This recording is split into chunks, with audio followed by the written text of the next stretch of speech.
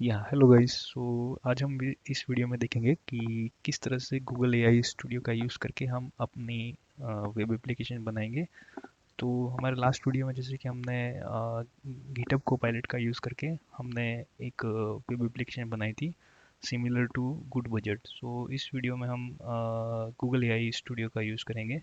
ठीक है, same as it is. जैसे कि हमने लास्ट में हमने प्रॉम्प्ट लिख के हमने गिटहब को पायलट को दिया था वो प्रॉम्प्ट, और उसके बेस पे उसने वो एप्लीकेशन पूरी क्रिएट कर दी थी। ठीक है, सेम एज इट इज़ यहाँ पर भी हम प्रॉम्प्ट वो सेम प्रॉम्प्ट लेंगे जो हमने लास्ट में चैट जीपीटी से जो बनाया था।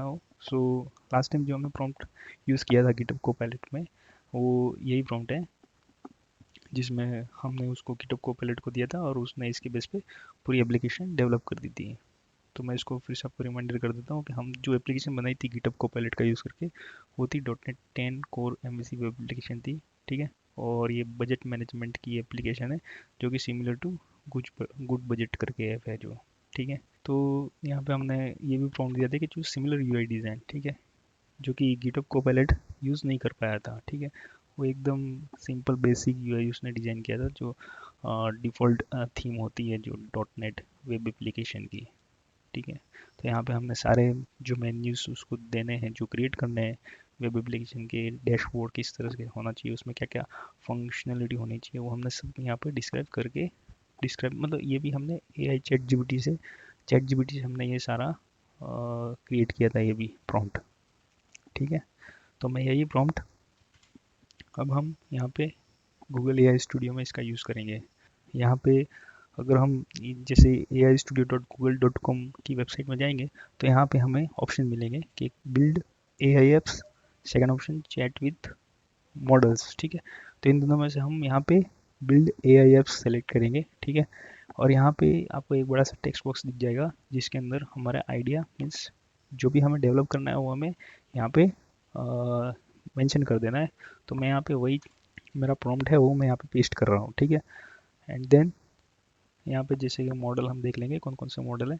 तो हमें लेटेस्ट मॉडल हमें सेलेक्ट करना है, जो भी लेटेस्ट मॉडल होगा, बट अभी हम यहाँ डिफ़ॉल्ट ले लेते हैं इसका। आप दूसरे मॉडल पे सेलेक्ट कर सकते हैं इसके जेमिनी के। System instruction react type script होगा। लेट्स सी, हमने यहाँ पे .NET 10 कोर एमवीसी फ्रेमवर्क दिया है, ये क्या करता है इसके बेस में। तो अभी चलो हम स्टार्ट करते हैं यहाँ बिल्ड पे क्लिक करके। ओके, यहाँ पे एक दूसरी और स्क्रीन आ चुकी है जिसमें लेफ्ट साइड में सारे इंस्ट्रक्शन है जो हमने प्रॉम्प्ट में दिए हैं वो, एंड राइट साइड में यहाँ पे एक प्रीव्यू करके ऑप्शन है, एक कोड है।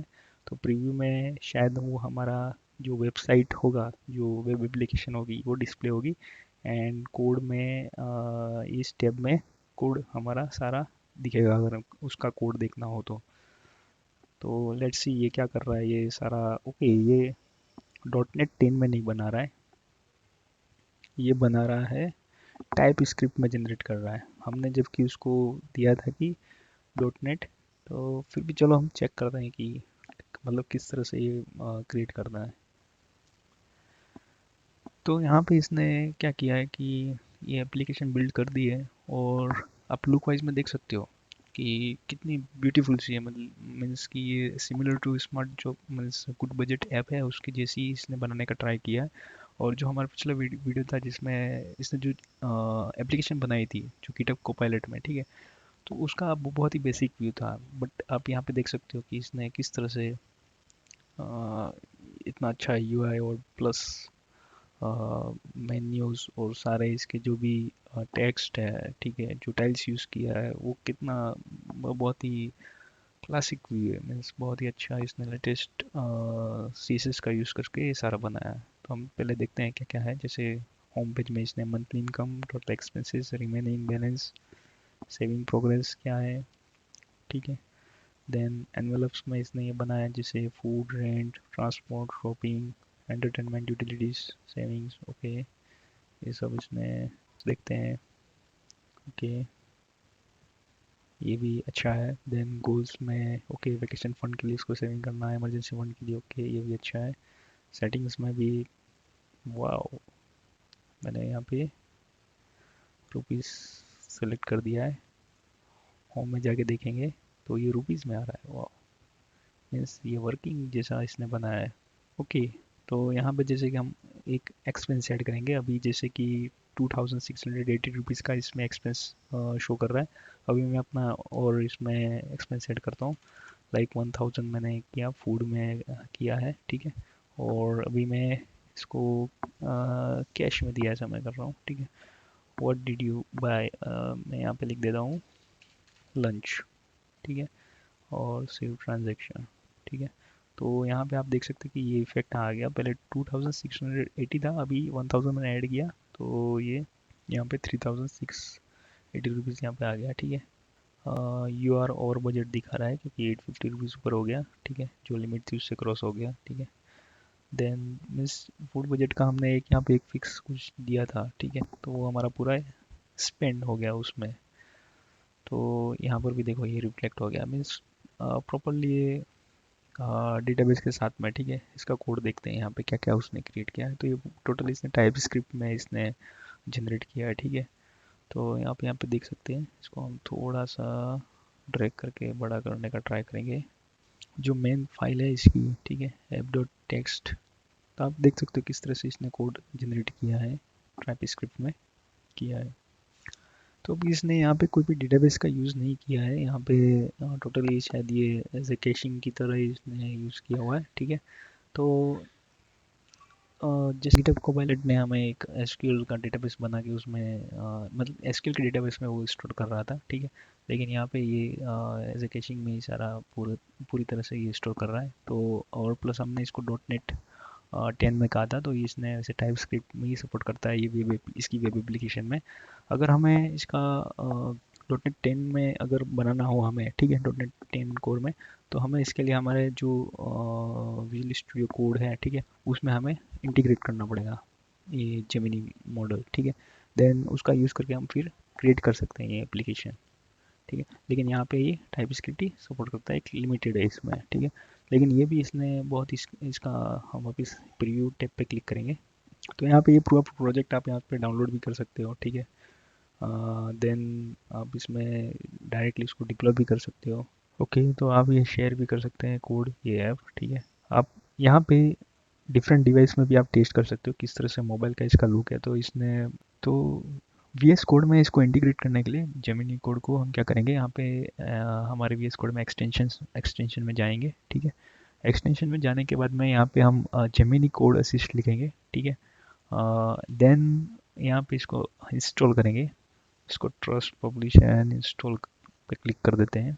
ओके, तो मेरा यहाँ पे जेमिनी कोड असिस्ट जो है वो इंस्टॉल हो चुका है, ठीक है। तो मैं एक बार इसको रीस्टार्ट कर देता हूँ।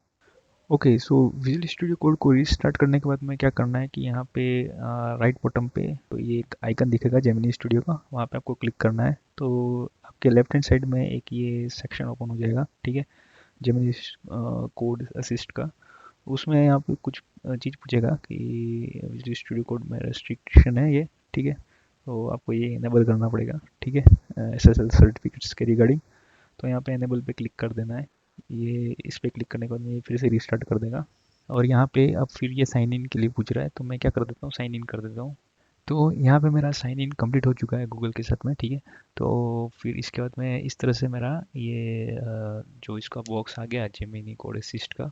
तो यहाँ पे जो प्रॉम्प्ट मैंने जो गिटहब को पायलट को दिया था एंड जो हमने जेमिनी स्टूडियो जो वेब एप्लीकेशन में जो दिया था वहाँ पे हमने जो बिल्ड किया था एप्लीकेशन, ठीक है, वही सेम प्रॉम्प्ट मैं यहाँ पर भी सेम दे रहा हूँ, ठीक है।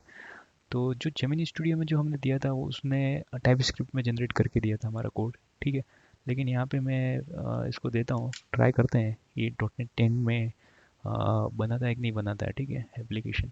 चलो क्लिक करते हैं। तो यहाँ पे जो मॉडल यूज़ लिया है वो जेमिनी 2.5 प्रो का यूज़ किया है, हम इसको चेंज कर सकते हैं। ओके, इंटरनली इसने सब एक ये प्लान बनाया है, ठीक है। शायद ये इसके अकॉर्डिंग वर्क करेगा कि टेक्नोलॉजी स्टैक मतलब ये यूज़ करना है, स्टूडेंट कोर MVC, ठीक है। डेटाबेस यूज़ करना है, एंटिटी फ्रेमवर्क यूज़ करना है विद SQL लाइट डेटाबेस, ठीक है।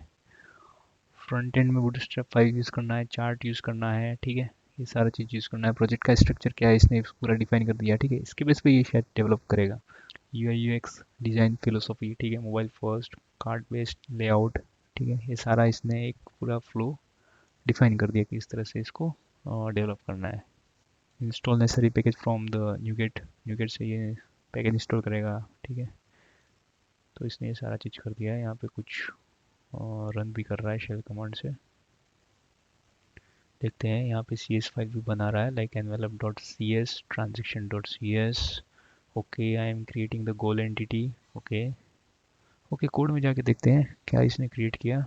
ओके, इसने src के अंदर तीन चीज़ें हैं, कोर, इंफ्रास्ट्रक्चर, वेब। ठीक है, सॉल्यूशन फाइल बनाया इसने। वेब में जाके देखते हैं। ठीक है, इसमें css फाइल आ गई। व्यू के अंदर होम, शेड के अंदर लेआउट। ओके, कंट्रोलर के अंदर क्या क्या चीज़ें, होम कंट्रोलर बनाया है। ओके, होम कंट्रोलर में क्या चीज़ें, इंडेक्स, प्राइवेसी। ओके, नाउ मैंने अब रन दिस प्रोजेक्ट करके इसमें प्रॉम्प्ट दिया है, तो देखते हैं ये रन करता है कि नहीं करता है। एजेंट इज़ वर्किंग, यहाँ पे लेबल शो हो रहा है। ओके, यहाँ पे इसने कुछ स्टार्ट कर दिया है, created the database, run the application. But ये क्या कर रहा है, prepare the project but I am unable to execute the final command to run it. As mention previously you will need to run the following two commands in your own terminal. ठीक है, तो इसको, ये command को हमें क्या करना पड़ेगा, हमें खुद ही रन करना पड़ेगा, ऐसा बोल रहा है। View terminal.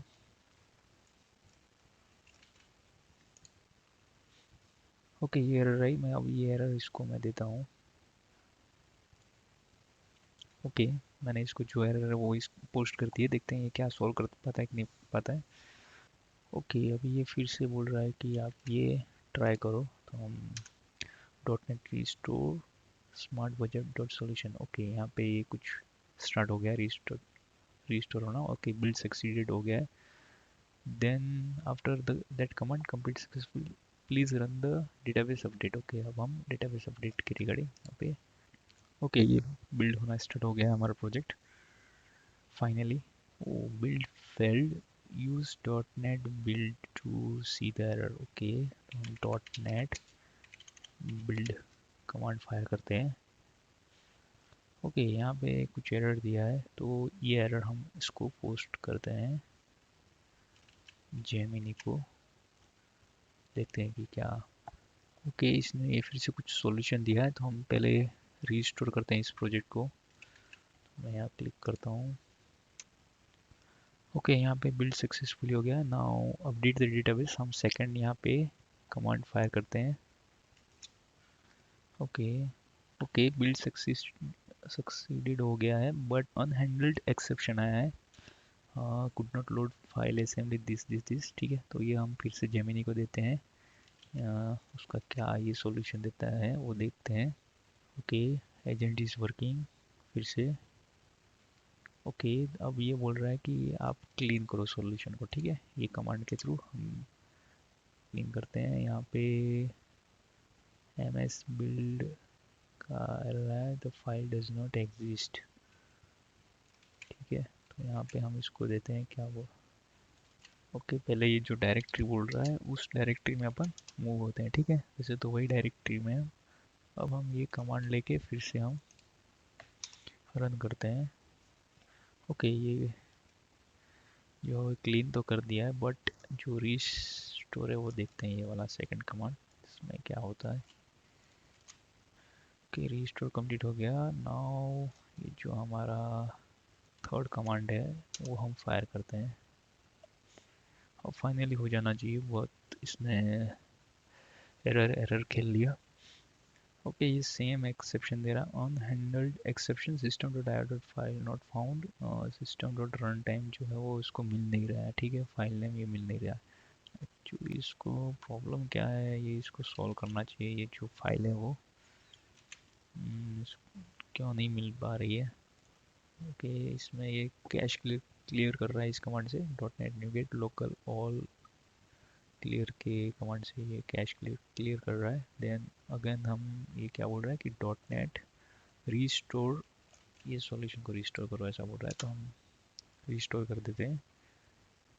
तो यहाँ पे हमारा बिल्ड सक्सीडेड हो गया है।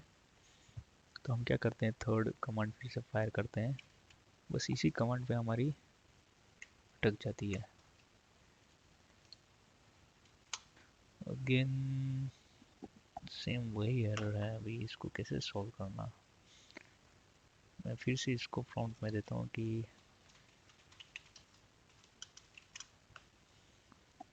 ओके फाइनली ये कुछ और फिर से लेके आया कि इसने कुछ फाइल मॉडिफाई की, जो dot net tool dot JSON file है उसमें मॉडिफाई की। इसको लगा कि जो ये प्रोजेक्ट है ना वो डॉट नेट 8 में है, ठीक है। इसने बनाया, हमने डॉट नेट 10 में बोला था बट इसने डॉट नेट 8 में बनाया, ठीक है। तो उसके अकॉर्डिंग, और ये जो सिस्टम टू रन टाइम है ना वो 10 वर्जन है, ठीक है। तो वो उसमें सपोर्ट नहीं कर रहा है, ठीक है। तो शायद वो एक रीज़न हो सकता है। तो इसने कुछ फिर से चेंज किया है और ये फिर से कमांड रन करने के लिए बोला है। तो देखते हैं ये कमांड रन करके ये सॉल्यूशन देता है कि नहीं देता है। ओके ये रिस्टोर कर दिया। अब हम ये नेक्स्ट कमांड फायर करेंगे।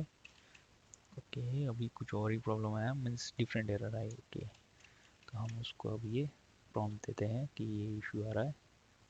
ओके देन अगेन हमें वो कमांड यहाँ से रन करना है, देखते हैं क्या होता है। अभी फिर से एरर नहीं आनी चाहिए अगर उसने फिक्स कर दिया हो तो। ओके सेम फिर से एरर दिया, फिर से इसको प्रॉम्प्ट में दिया है। तो अभी तक इसने ये एकदम एक्यूरेट फिक्स नहीं किया, पता नहीं इसने क्यों फिक्स नहीं किया। देखते हैं अब ये फिर से क्या करता है। ओके इसने फिर कुछ किया है, अब फिर से हम अब फिर से देखते हैं ये क्या करता है। Means back to back error आ ही रही है, मीन्स एरर रिजोल्व नहीं कर पा रहा है परफेक्टली। वाओ अब इसने ये सक्सेसफुली प्रोजेक्ट, सॉरी इसने ये जो कमांड था वो फायर कर लिया, और जो हमारे टेबल थे वो क्रिएट कर दिए इसने हमारे डेटाबेस में। ओके देन सक्सेस होने के बाद में जो हमें ये रन करना था वो हम रन करते हैं कमांड, देखते हैं क्या होता है। ओके रीस्टोर हो रहा है।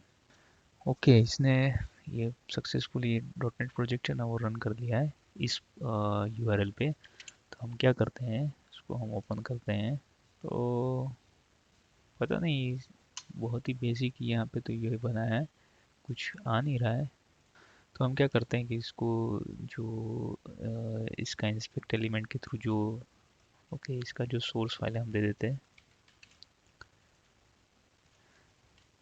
It is created a simple UI with no functionality and CSS, ठीक है। ओके यहाँ पे इसने खुद एरर दे दिया, आईपी एरर अननोन एरर, ठीक है। हम रीजनरेट करते हैं, एजेंट इज वर्किंग। ओके हमने एप्लीकेशन स्टॉप कर दी, फिर देखते हैं अगेन ये सेम एरर दे रहा है API। सो ये अगेन हमें सेम एरर दे रहा है, पता नहीं इसके पास कोई आंसर है ही नहीं कि रन ही नहीं हो रहा है। हम इसके ऐप में जाके देखते हैं। तो यहाँ पे सिंपल एक होम कंट्रोलर बनाया, ठीक है। इसमें हमारा एक इंडेक्स है, तो हम व्यू में जाते हैं, देन वो सेम CSS HTML फाइल देखते हैं। तो यहाँ पे ये वही फाइल है, ठीक है। बट ये भी सिंपल यूआई, यहाँ पे स्क्रिप्ट भी सारी है बट सिंपल यूआई है। जो हम इसका लेआउट पेज देखते हैं, ओके यहाँ पे सारी CSS फाइल भी मेंशन की है इसने बट कोई भी अप्लाई नहीं हुई है।